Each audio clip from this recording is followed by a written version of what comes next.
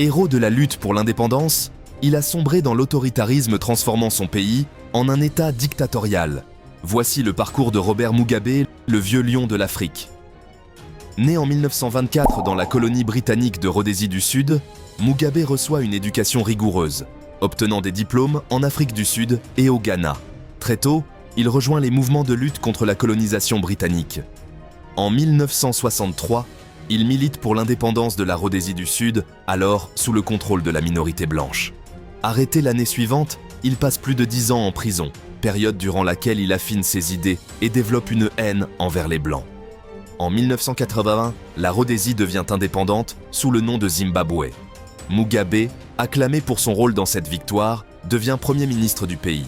Au début de son règne, il prône la réconciliation entre les communautés et entreprend des réformes éducatives et sanitaires ambitieuses. Toutefois, dès les années 80, il révèle un penchant autoritaire, notamment lorsqu'il opère des répressions violentes envers les minorités.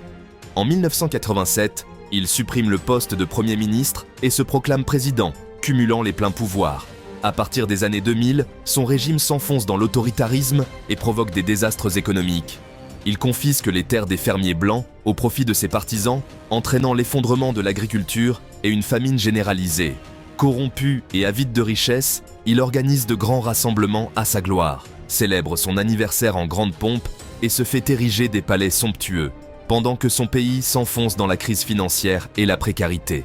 Avec le temps, il écarte tous ceux de son entourage qui menacent son pouvoir et désigne son épouse, Grace, comme son héritière. Par cette décision, il perd le soutien de l'armée et de son propre parti. En 2017, ses anciens alliés organisent un coup d'État pacifique pour le chasser du pouvoir.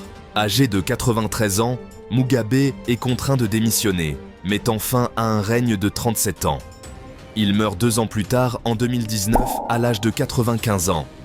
Son parcours incarne la trajectoire de nombreux dirigeants africains, oscillant entre espoir d'émancipation et dérive autocratique.